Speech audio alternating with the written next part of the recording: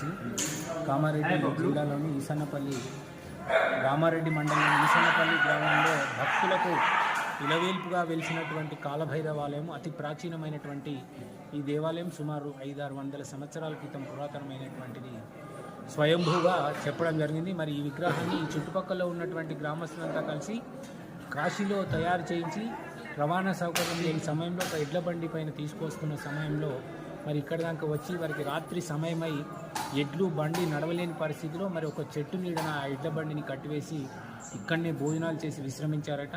మరి తెల్లవారి చూచేసరికి అంత భారీ విగ్రహం బండి మీద ఉన్నటువంటి విగ్రహము నిటారుగా నిలవడము, మరి ఆ ఎడ్ల బండి విరిగిపోవడము, ఎడ్లు పారిపోవడం వల్ల తెల్లవారి లేచి చూసేసరికి ఆ విచిత్రమైనటువంటి సంఘటన చూసి వారు ఇక్కడనే దేవుని వదిలిపెట్టినట్టు మనకు చెప్పడం జరిగింది. అదేవిధంగా మన భారతదేశ చరిత్రలో కాలభైరవ ఆలయాలు చాలా అరుదుగా ఉన్నాయి. అందులో కాశీలో వెలిసినటువంటి కాలభైరవాలయము మరి ముఖ్యంగా మరి ఈ కాలభైరవ ఆలయం కూడా ఈసన్నపల్లిలో వెలిసినటువంటి ఆలయంగా చెప్పుకోవచ్చు.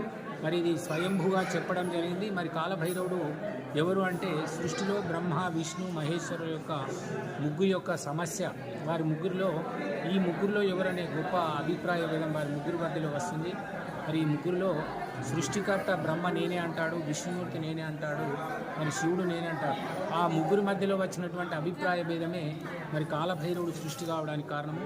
మరి అందరూ నేనే గొప్ప అంటే శివుడు మరి వేదాలను పిలిచి మా ముగ్గురులో ఇలా అభిప్రాయం ఉంది, మరి మా ముగ్గురులో ఎవరు గొప్పవారని వేదాలను అడగడం జరుగుతుంది.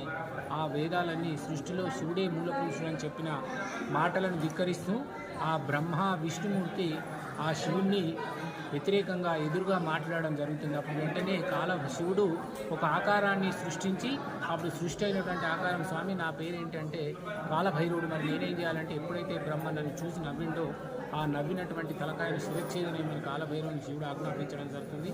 శివాజ్ఞానుసారంగా కాలభైరవుడు వెంటనే ఏ తల నుంచి అయితే బ్రహ్మ విమర్శ చేస్తాడో శివుణ్ణి చేసినటువంటి ఆ తలకాయను చిటికెన వేలి గోటుతోటి తీసివేసి కాలభైరవుడు శివుని ముందటి నుంచి అయ్యా మరి బ్రహ్మ ఎలాగైనా గొప్పవాడు కదా, మరి నేను పుట్టుకతోటే బ్రహ్మహత్య చేస్తుంటే నువ్వు కారణజన్మును ఆయన యొక్క అహంకారం అణచడానికి నీ యొక్క సృష్టి జరిగినది కాబట్టి నువ్వు కూడా బ్రహ్మహత్యా దోషం అనుభవించాలి. మరి ఏం చేయాలంటే ఆ శిరచ్ఛేదన వేసినటువంటి తలకాయను పట్టుకొని కాశీకి వెళ్తే అక్కడ కాశీ గంగలో స్నానం చేయగానే కాలభైరవుని చేతిలో ఉన్నటువంటి పుర్ర కింద పడిపోవడం జరుగుతుంది. అప్పుడు శివుడు వచ్చి కాలభైరవ నీ యొక్క బ్రహ్మహత్యా దోషం అనేది కాశీలో తొలిగిపోయినాం కాబట్టి నేను కాశీకి క్షేత్రపాలకునిగా నియమిస్తున్నాను కాబట్టి కాశీకి వెళ్ళిన తప్పనిసరిగా కాలభైరవుని మొదలుగా కాలభైరవుని దర్శించుకున్న తర్వాత ఆ శివుని దర్శిస్తే ఆమె సకల పాపం నుండి ముక్తి అవుతారు.